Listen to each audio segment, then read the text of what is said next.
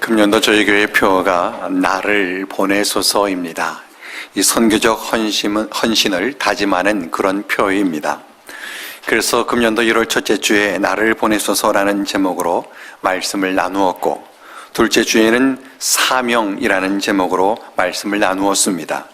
복음 증거가 우리의 사명이라는 것입니다. 그리고 세 번째 주인 지난주에는 박성규 선교사님께서 향기로운 삶이라는 제목으로 또 말씀을 전해주셨습니다.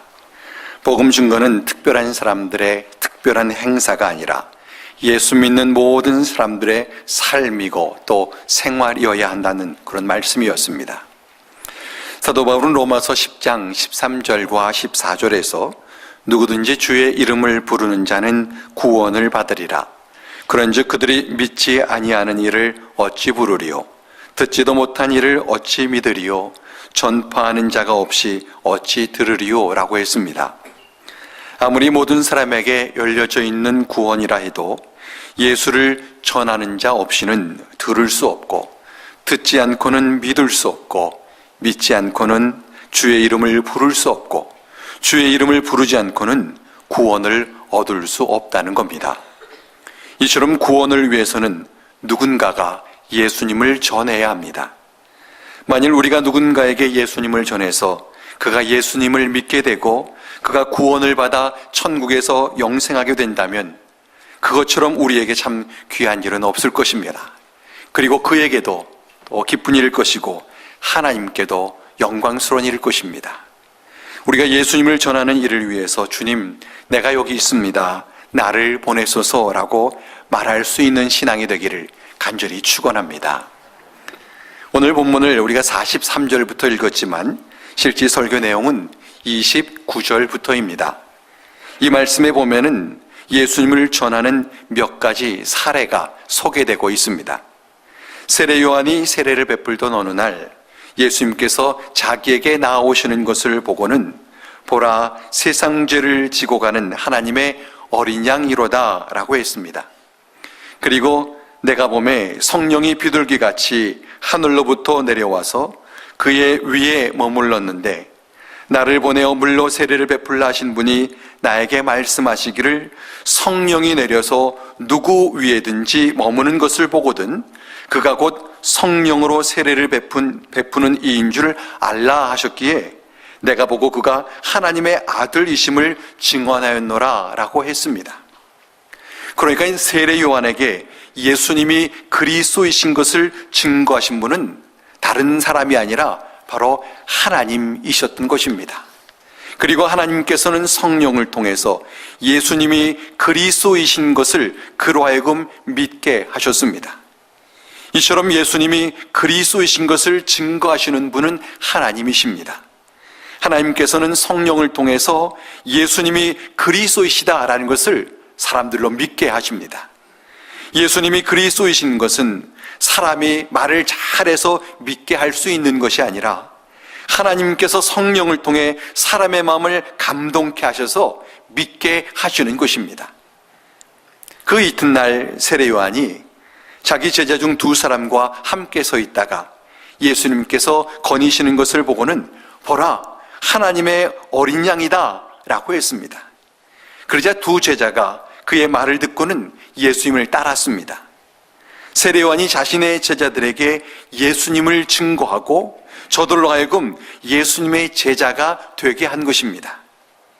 이처럼 예수가 구주이심을 믿는 자는 다른 사람에게 예수님을 소개해야 하고 그가 예수님의 제자가 되게 해야 합니다. 이것은 부모들도 마찬가지입니다. 부모는 자녀를 예수님께로 인도하는 역할을 해야 합니다. 유아 세례의 의미가 그것입니다. 유아 세례는 예수 믿는 부모의 어린 자녀들에게 베푸는 것인데 어린아기는 미숙해서 예수님을 구주로 고백할 수가 없습니다. 그러나 부모가 그 아이가 성장할 때까지 예수 믿는 자의 본을 보여서 예수님께로 인도하겠노라 라고 약속하는 것이 바로 유아 세례입니다. 그 약속을 근거로 세례를 베푸기 때문에 이 아기가 자라서 예수님을 구주로 고백할 때에 그 세례는 온전해집니다.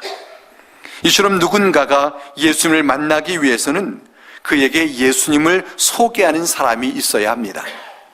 세례 요한은 사람들을 자신의 제자로 삼았지만 그의 궁극적인 목적은 자기 제자를 만드는 것이 아니었습니다. 그의 목적은 사람들을 예수님의 제자가 되게 하는 것입니다. 그래서 그는 예수님께서 등장하시자 자신의 제자들에게 예수님을 소개하고 저들로 하여금 예수님의 제자가 되게 했습니다. 이것이 바로 먼저 믿은 자의 사명이고 또 영적 지도자들의 사명이기도 합니다. 세례 요한의 제자들이 예수님을 따르자 예수님께서 저들을 돌이켜보시고 무엇을 구하느냐라고 물으셨습니다. 그러자 저들은 예수님께 랍비요, 어디 계십니까? 라고 물었습니다. 랍비라는 말은 선생님이라는 말이고 어디 계시냐고 묻는 것은 어디에 묵고 계신지를 묻는 것입니다. 당시에는 제자가 선생님의 집으로 가서 배웠기 때문에 제자가 되고자 하는 자는 어디 묵으십니까? 라고 묻곤 했다고 합니다. 이들이 예수님께 어디에 묵고 계신지를 묻자 예수님께서 와서 보라 하셨습니다. 그러자 그들이 예수님을 따라가서 예수님께서 묵으시는 데를 보고 예수님과 함께 거닐며 시간을 보냈습니다. 예수님께서 저들과 함께 시간을 보내며 저들과의 삶을 통해서 저들을 가르치신 것입니다. 예수님께서는 저들에게 어떤 지식을 가르치시기보다는 저들에게 삶을 가르치셨고 저들로 하여금 예수 믿는 자의 삶을 살게 하셨습니다. 이처럼 예수 믿는 것은 지식이 아니라 삶이고 생활입니다. 예수님을 전하는 것도 어떤 행사나 프로그램이 아니라 우리의 생활이어야 합니다. 예수님을 믿고 내가 믿는 예수님을 소개하고 그 예수님께로 사람들을 인도하는 것이 생활이 되어야 합니다. 지난주에 박성규 선교사님께서 설교하시면서 이것이 그리스도의 향기라고 하셨습니다. 예수 믿는 자는 그의 안에 예수님이 계시기 때문에 예수님의 이야기를 하게 됩니다. 마치 꽃이 향기를 바라듯 예수 믿는 자에게 예수님이 그 안에 있기 때문에 예수님의 말을 하고 예수님의 향기를 드러내게 되는 것입니다. 그래서 본문에 예수님이 그리스도이신 것을 알게 된 자가 다른 사람들에게 예수님을 소개하는 것을 기록하고 있습니다. 세례 요한의 제자였다가 예수님을 따르게 된 두 사람 중에 하나가 시몬 베드로의 형제인 안드레였다라고 본문은 밝히고 있습니다. 안드레는 자기의 형제인 시몬에게 가서 우리가 그리스도를 만났다라고 말했습니다. 안드레가 그리스도를 만난 것이 너무 좋아서 자연히 그의 형제인 시몬에게 그것을 말하게 된 것입니다. 당시 유대인들에게 있어서 그리스도를 만났다고 하는 것은 대단한 일이었습니다. 당시 대부분의 유대인들은 그리스도를 나라를 회복할 정치적 왕으로 생각을 해서 그리스도가 오시면은 로마의 압제에서 벗어날 것이다라고 기대했기 때문입니다. 그래서 그리스도를 만난 안드레는 자신의 형제인 시몬에게 이 사실을 알렸습니다. 자신이 그리스도를 만난 것을 시몬에게 너무나 말하고 싶었던 것입니다. 복음 증거가 이런 것입니다. 자신이 알고 있는 성경 지식을 논리적으로 설명해서 상대로 하여금 받아들이게 만드는 것이 아니라 자신이 만난 예수님을 다른 사람에게 소개하는 것입니다. 예수님께서 자신에게 어떤 변화를 주셨는지, 자신이 예수님을 만나서 얼마나 좋은지를 말하는 겁니다. 시몬에게 자신이 만난 그리스도를 전하는 안드레의 마음이 그런 마음입니다.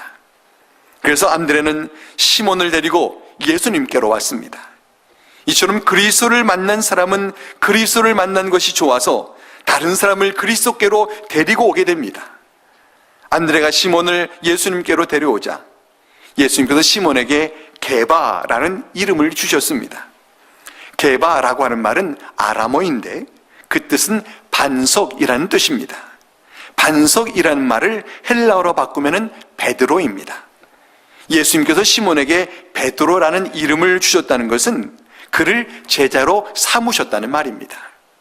그런데 그 베드로가 후에 제자들 가운데 수제자 역할을 하게 되고 초대교회 때 복음 증거에 앞장선 사람이 됩니다.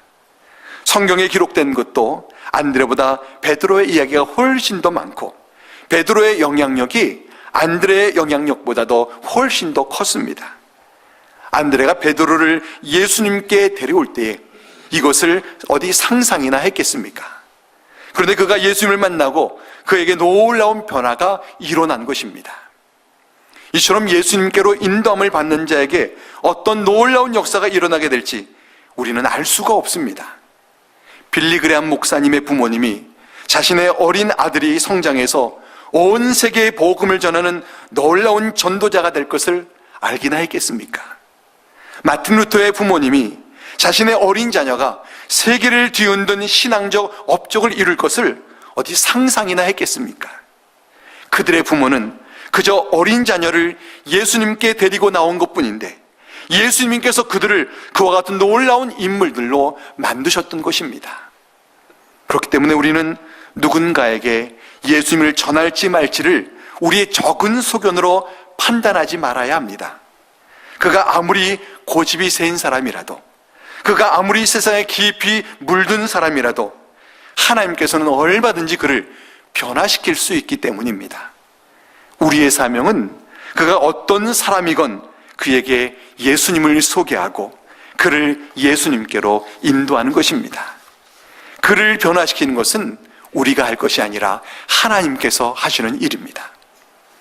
안드레가 시몬 베드로를 예수님께 데리고 온 그 다음 날 예수님께서 갈릴리로 나가려 하시다가 빌립을 만나서 그에게 나를 따르라 하셨습니다. 빌립은 예수님과의 짧은 만남을 통해서 예수님이 율법에 기록되었고 여러 선지자들이 기록한 그리스도시다라는 것을 알게 되었습니다. 빌립이 이것을 알았다는 것은 그가 율법과 선지자의 글에 능통한 사람이었다는 것을 시사합니다. 이처럼 성경이 예수님이 그리스도이신 것을 증거합니다. 그래서 성경을 통해서 예수님이 그리스도이신 것을 더 확실하게 알 수 있습니다. 누군가 예수님이 그리스도이신 것을 분명을 알기를 원한다면 그는 성경을 보아야 합니다. 하나님의 말씀인 성경이 예수님에 대하여 무엇라 하고 있는지를 보아야 하고 성경을 통해 더욱 분명하게 믿어야 합니다. 이처럼 성경을 알면 예수님께 대한 더 분명한 믿음을 가질 수 있습니다. 예수님이 그리스도이신 것을 분명하게 알게 된 빌립은 이제 나다나엘을 찾아가서 모세가 율법에 기록했고 여러 선지자가 기록한 그 일을 우리가 만났다라고 했습니다.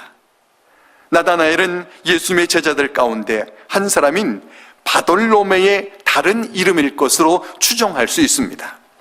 바돌로메라고 하는 이름이 돌로메의 아들이라는 뜻이고 이것은 애칭이기 때문에 그에게는 본명이 따로 있었을 것입니다.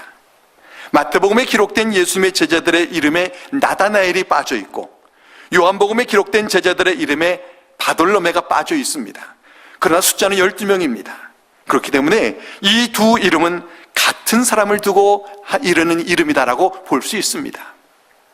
빌립이 나다나엘에게 예수님에 대해서 모세가 율법에 기록했고 여러 선지자가 기록한 그 이라고 말하는 것은 나다나엘 역시 율법과 선지자의 글에 대해서 잘 알고 있는 사람이라는 것을 시사합니다. 빌립은 율법과 선지자가 기록한 그분이 바로 요셉의 아들 나사렛 예수이시다라고 했습니다. 예수님을 요셉의 아들 나사렛 예수라고 소개한다는 것은 저들이 나사렛에 사는 요셉을 잘 안다는 겁니다. 그러나 빌립의 말을 들은 나다나엘은 나사렛에서 무슨 선한 것이 날 수 있느냐라고 했습니다. 율법과 선지자의 기록을 잘 아는 나다나엘은 메시아가 베들레헴에서 나실 것을 이미 잘 알고 있었을 것입니다. 그런데 빌립이 예수님을 나사렛 출신이라고 말을 하자 나다나엘이 비웃듯 나사렛에서는 그리스도가 나올 수 없어 라고 말을 한 것입니다. 나사렛에서 무슨 선한 것이 날 수 있느냐 하는 말은 촌동네를 비하하는 당시의 속담이었다고 합니다. 그만큼 나사렛이 촌동네였던 겁니다. 그러자 빌립이 나다나엘에게 와서 보라 했습니다. 빌립이 같이 말하는 것은 당시 사람 누구라도 나다나엘과 같이 생각할 수 있고 또 그런 사람이라도 예수님을 직접 만나보면 얼마든지 달라질 수 있다는 겁니다. 어쩌면 빌립도 처음에는 나다나엘과 같이 생각했을지도 모릅니다. 그러나 예수님을 그가 직접 만나보고서 달라진 겁니다. 그래서 나다나엘에게 와서 보라 라고 그가 말을 하는 겁니다. 이렇게 해서 나다나엘이 예수님께 오게 되었고, 그가 예수님께 오자 예수님께서 그를 보시고 보라, 이는 참으로 이스라엘 사람이라, 그 속에 간사한 것이 없도다 라고 하셨습니다. 참 이스라엘 사람이라고 하는 말은 율법을 잘 따르는 사람이라는 말이고, 그 속에 간사한 것이 없다라고 하는 말은 그가 진실한 사람이라는 겁니다. 나다나엘이 신앙과 인격이 좋은 사람이라는 겁니다. 예수님께서 이와 같이 나다나엘의 신앙과 인격을 칭찬하시자 나다나엘은 예수님께 어떻게 저를 아십니까? 라고 물었습니다. 그러자 예수님께서 빌립이 너를 부르기 전에 네가 무화과 나무 아래에 있을 때 내가 보았다 하셨습니다. 어쩌면 나다나엘이 무화과 나무 밑에서 율법 공부를 하고 있었는지도 모릅니다. 그런데 예수님께서 그와 같은 그를 보시고 그가 어떤 사람인가를 아신 것입니다. 이렇게 예수님의 말씀을 들은 나다나엘이 마음문이 열렸습니다. 그래서 나다나엘은 라비요, 당신은 하나님의 아들이시요 당신은 이스라엘의 임금이로소이다 라고 했습니다. 하나님의 아들이라는 말과 이스라엘의 임금이라는 말은 당시 그리스도를 가리키는 표현들입니다. 조금 전에 예수님께 오기 전까지만 해도 나사렛에서 무슨 선한 것이 나겠느냐라며 빈정거리던 그가 예수님께 와서 만나보고 잠시 대화를 나누고서는 예수님을 그리스도로 그가 고백하게 된 것입니다. 이처럼 누구든지 예수님을 인격적으로 만나면은 변화가 일어납니다. 나다나엘이 예수님을 그리스도로 믿자 예수님께서 그에게 내가 너를 무화과 나무 아래에서 보았다고 하는 것 때문에 믿느냐?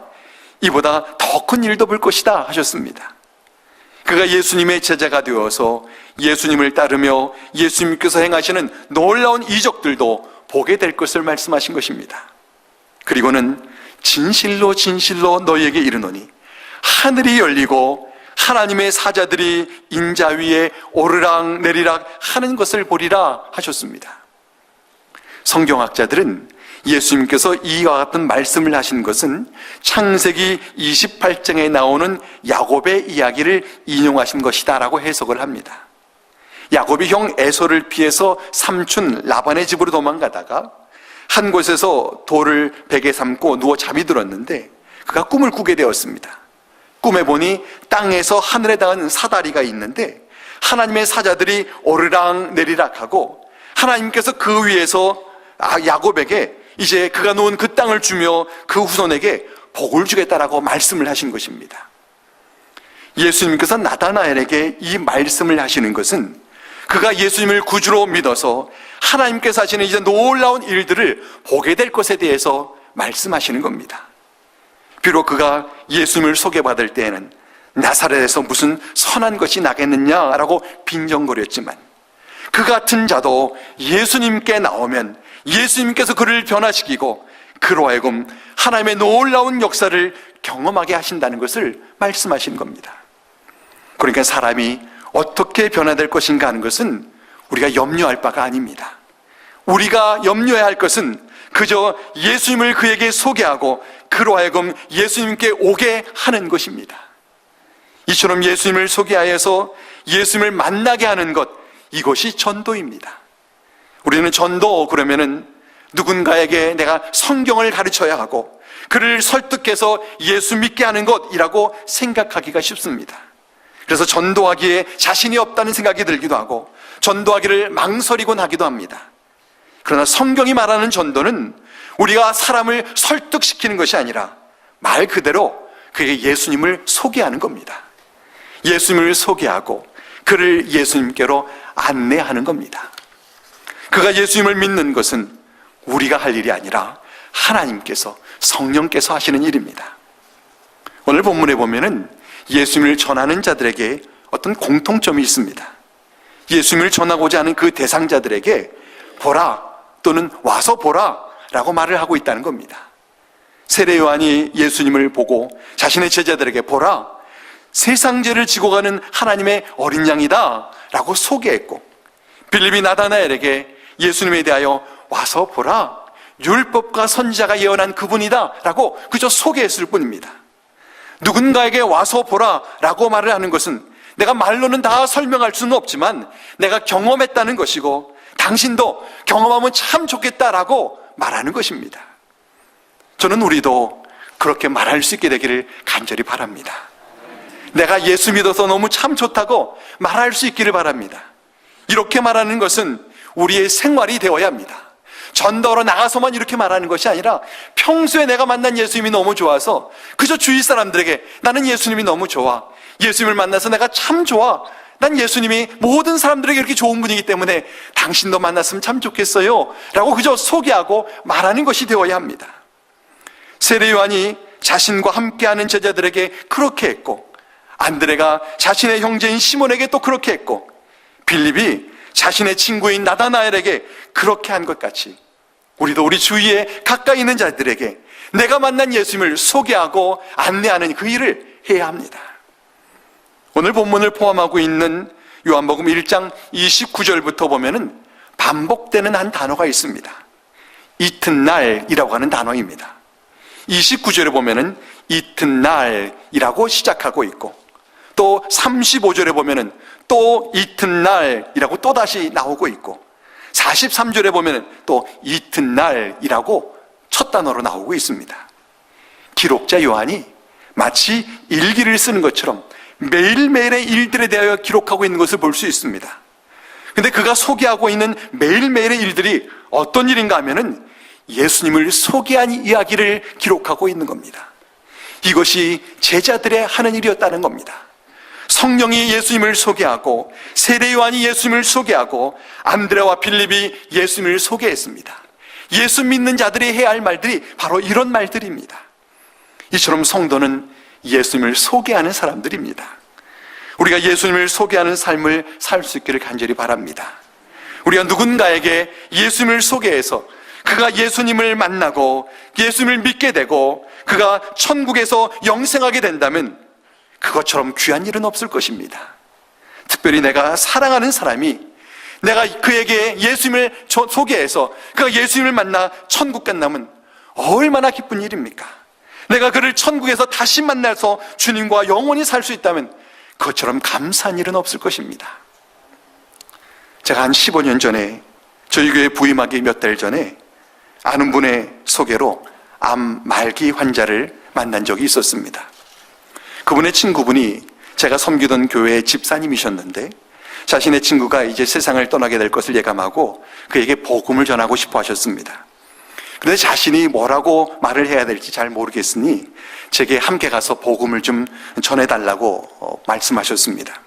그래서 제가 그분과 함께 환자의 집을 방문하게 되었고, 환자가 저를 반기는 것 같지는 않았지만 그분께 예수님을 전했습니다.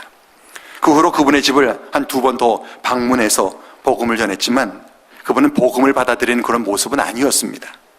근데 그분이 어느 주일날 교회로 오셨습니다. 그리고 자신을 위해서 기도를 해달라고 하셨습니다. 그래서 그분께 제 기도를 한번 따라 보시죠 하고 예수님을 영접하는 기도를 하게 했습니다. 그리고 몇 주 후에 그분이 세상을 떠나셨고, 그분의 유언에 따라 제가 그분의 장례식을 집례했습니다. 그때 그분의 딸이 그 아버지를 간호하기 위해 함께 늘 다니다가 그 옆에 있으면서 제가 하는 말을 다 들었었습니다. 그리고 1년 뒤에 그 딸이 결혼을 하게 되었는데 제게 주례를 부탁해서 제가 그 딸의 결혼식을 집례했습니다. 그 후로 13년이 지났고 그동안 서로 연락하지를 못했습니다. 그런데 2주 전에 그 딸에게서 제게 전화가 왔습니다.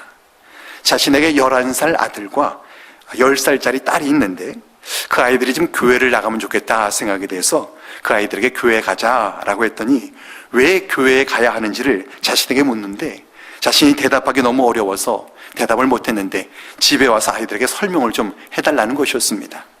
그래서 제가 지난 주일 저녁에 그 집을 방문을 했습니다. 집에 갔더니 그 딸의 어머니, 그리고 그 딸 내외, 그 딸의 오빠, 그리고 그 딸의 2 자녀가 함께 있었습니다. 처음에는 아이들이 제게 질문을 하고 제가 아이들에게 대답을 하는 것처럼 시작됐던 대화가 어른들도 자연히 듣게 되었고, 자연스럽게 어른들도 하나님에 대하여, 예수님에 대하여 하는 얘기를 함께 듣게 되었습니다. 저는 이야기하는 내내 성령께서 역사하시기를 마음으로 기도를 했고, 어린아이 수준에서 이야기하는데도 어른들이 진지하게 들었습니다.